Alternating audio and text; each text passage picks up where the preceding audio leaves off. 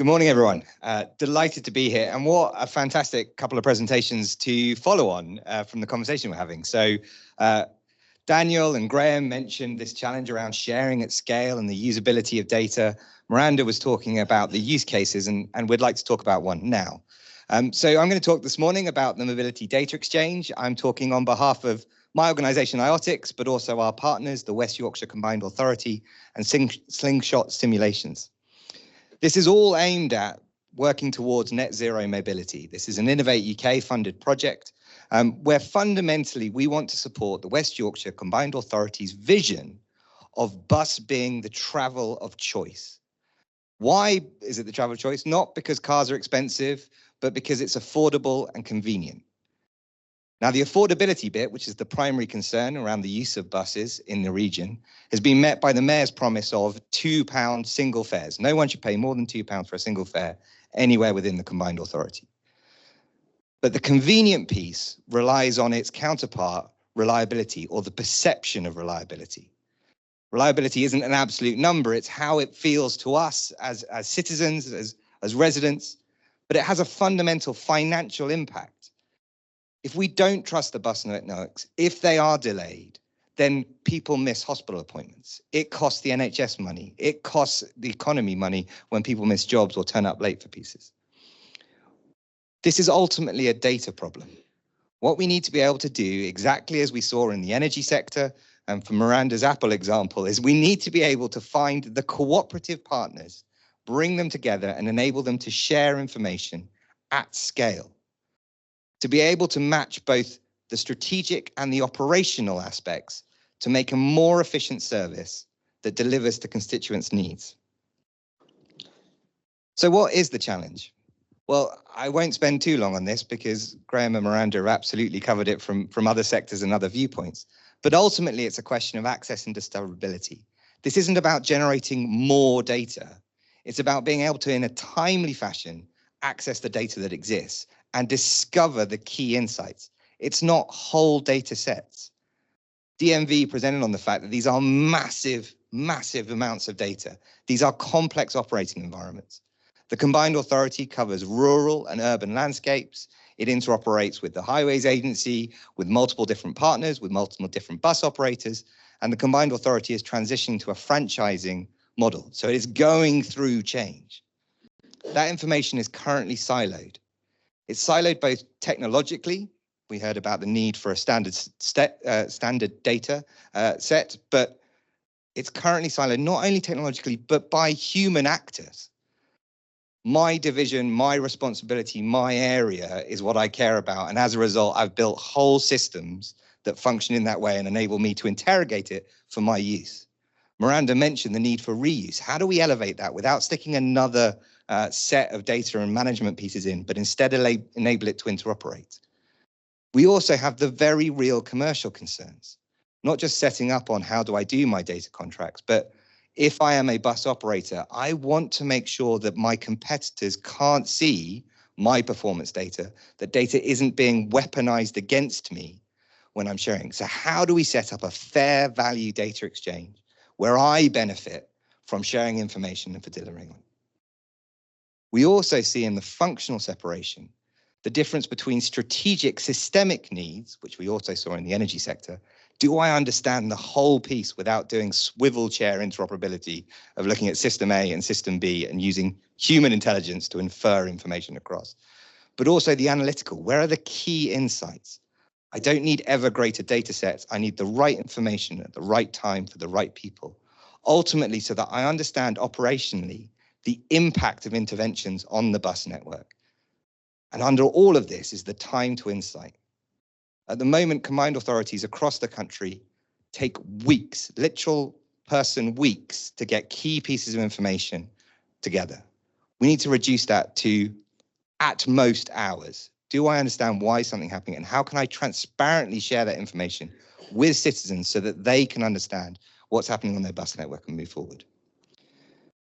So the approach that we're taking is to try and find, as part of this study, not a study where we sit down and write reports, not that reports aren't brilliant, apologies DMV, but that we can actually show a working capability.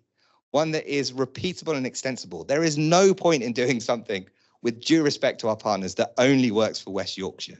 How can we have a repeatable, extensible, as we move towards AI and machine learning, scalable, facing that key challenge that DMV's had, scalable saving, and is secure? We all have the confidence to operate in what is currently a low trust or no trust ecosystem, but we are confident we can do it. So we've brought together the three partners for each of their capabilities. West Yorkshire Combined Authority has an industry-leading intelligence of what's currently happening. And yes, it sits in siloed depository, but they do have a lot of information coming in from a lot of different sources. Recognizing, to Miranda's point, there is no absolute value, this is the right piece of information. But if I can bring together different sources of information, both their own and systems like BODS, and start comparing and contrasting them, I can get pieces. IOTICS' role is in the data infrastructure, a federated knowledge graph that allows us to query information across different owners with different permissions at an asset level. That digital twin, cyber-physical piece where I'm not looking at data sets, I'm looking at assets of interest. And then finally, Slingshot Simulations and their Compass Engine platform that enables decision intelligence. They had already done a proof of concept with West Yorkshire Combined Authority where they were able to show the speed with which they could get insight. We now want to take that to a systemic visibility with granular control for different operators in different spaces. Together, we've been going for 2 months on the project, just coming up on 2 months. We have already seen the improvement in the accessibility of information and the ability to deliver real KPI visibility across an organization by liberating information from their doing while enabling data sovereignty retention. This isn't about creating another data store. That data server point that Miranda made, we shouldn't be storing a new database. We shouldn't be creating a new server farm. The information exists in systems. What we need to do is ensure that we have a systemic strategic view and enable different operational views for different players in different spaces. And that's exactly what we're doing. So what's the impact and next steps for this sort of project? It's only a 6-month project. We are a third of the way through it. What comes next, and what can we expect reasonably from a 6-month project? Well, actually, we need to raise our expectations of what can be achieved in 3 or 6 months. It shouldn't be a piece of paper that says, in theory, it should be possible to. This community of interest and the community of interest of people online have technology today that, if brought together cooperatively, securely, confidently, can deliver real impact. So we are already tracking to substantially reduce time to insight from multiple weeks to sub an hour. The only delay on the hour is that realistically, in this domain, we are not talking about real-time information, right-time information. It means there is some cleaning, analysis, and development, but we are talking about sub-hour pieces. The improved visibility of interventions, and that includes things like ESG monitoring. We are seeing that there is an entire use case that wasn't there at the point of use and the point of design of the project around, can we bring this information together to do ESG reporting in a way that it can be used as a management tool rather than a cost center of retrospectively reporting how things are performing. A systemic view with a single access point to truth. And I use that advisedly. This isn't a single source of truth. It's not that we create a golden record and say that data point there is an absolute truth.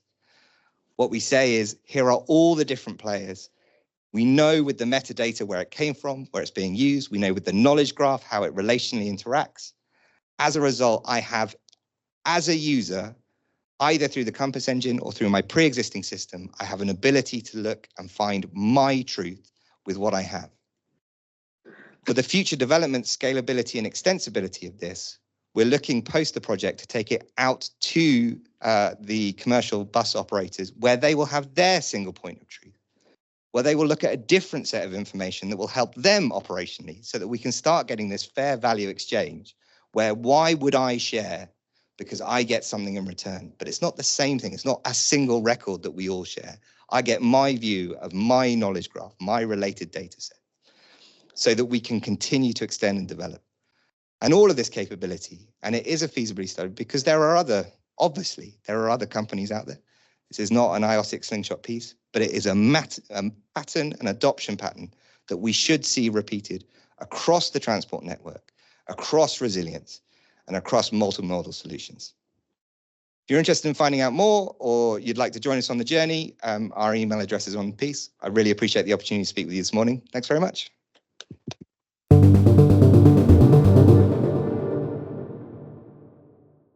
Ali, our next question is for you. It says, did you experience any issues with data quality in your work with West Yorkshire?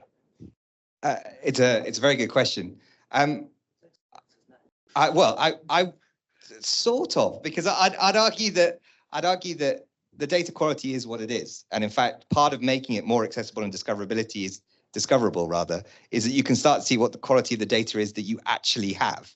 You know, a big challenge we've seen across all sorts of sectors, including commercial manufacturing, is that the expectation of what the data isn't really understood until you bring it together. There's also a recognition there isn't an absolute standard. The conversation that Miranda had about apples and what do I use it for and where do I use it is absolutely right. I can blend data sets together. I can take values from them. I can mark up the metadata and say, where is this data from and what risks am I attributing to it? So I wouldn't say there are issues. There is variability of the data quality, absolutely. But if we understand that and have the right metadata and create the right risk profiles, it's not an issue. It's just part of the equation. Anything to add, Miranda? I think the story of data is really important.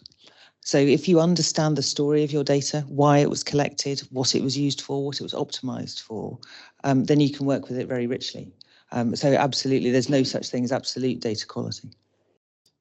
Ali, our next question is for you, please. It says, is West Yorkshire Combined Authority looking at the combined multimodal offering for their region that offers a seamless transport connectivity solution for all? Yes. Sorry. They absolutely are. Not as part of the current phase of the project that we're in, but one of the things that we've seen from the Combined Authority, and I entirely personally have been extremely impressed by, is the systemic approach they're taking generally. We can only really look at resilience more generally if we're thinking multimodal. Even within the phase we're doing, we're bringing in rail information and information on footfall at stations, etc., so that we can start to understand how that might impact on demand for buses, for example, in Leeds or elsewhere.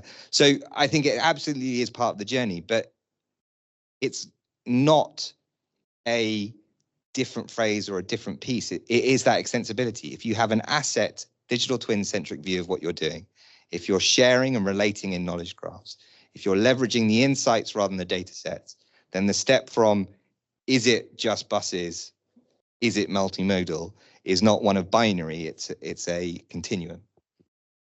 IOTICS, coming to you here, is have you found that the simulations and dashboards produced have driven clear decisions? Have you found that the dashboards have driven clear decisions, or is there a need for decision frameworks for the Combined Authority?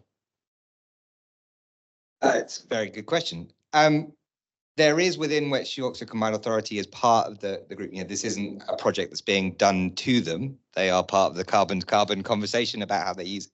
And there is an ongoing conversation about the nature of their decision framework, how they do prioritization and selective piece. The work that Slingshot Simulation is doing is absolutely bringing forward actionable insight. This isn't, to use Daniel's phrase, this isn't about shiny dashboards and look at the information. There's been a lot of work done with the stakeholders on what are the KPIs people need in order to make informed decisions, how are they best presented to different users in different ways. So it's an ongoing story, it's an ongoing journey, and as we uncover and see more of what is possible to be accessed, shown, and actioned, then I think we'll see an ever richer decision framework around prioritization and the management of strategic, I don't want to say versus, but strategic or operational decision making and prioritization. Just very quickly, I don't want to go on too long, but what's really important from what I'm seeing from West Yorkshire Combined Authority enabled by Slingshot is a positive intervention piece. I think we've all seen in public transport, it's very easy to get obsessed with absolute KPIs that lead to negative cycles. You know, if my bus network is unreliable or we're constantly missing times, well, then I'll slow down how often you expect a bus. You know, rather than having one every 5 minutes, if you have one an hour, our overall percentage of buses that arrive on time might go up. That's a negative cycle of interventions. This is very much a decision framework aimed at positive interventions. How can we move forward with that focus on the convenience to citizens so that buses can become a preferred travel mode? Brilliant. And another question, then we're coming to land with our final two, is what are the major technical challenges you anticipate in the development and maintenance of the mobility data exchange? How will you address these issues related to data latency and real-time data processing? So the major technical challenges are not truthfully technical challenges. Apologies, I don't know who asked the question. There is a carbon-based, to use Miranda's phraseology, there is a carbon-based challenge. A big reason this is a feasibility project is that we want to be able to show to the people that have right time systems that can deliver the streaming information, that they can do so with confidence, that they can have trust that commercially sensitive information is not only not visible by people, but is not accessible by competitors or others, that it won't be used against them, especially as the authority transitions towards franchising. So I think the major challenge is showing a new methodology and a new approach. There is not a lot of federated governance, federated sharing, federated approaches driving these kind of insights. And as a result, we need to take people on a journey, that socio-technical piece that you mentioned, that we need to take people on that journey. Technically, we absolutely need to make sure that we understand where and how the information is being sourced. That means that there is work done around the metadata and the quality, not an absolute quality, but a storytelling quality in where was it bought from, where was it gathered, what was it used from. But the primary challenge, I believe, is a socio one, as we look to how do we give that fair value exchange to all parties involved in the ecosystem. I would add the problem with a sort of a cross-modal digital twin is often there's no customer for it, and particularly in DFT. You know, if you were to sell integrated transport, to whom would you sell it? But I think Merrilt is the only exception and the great hope for this.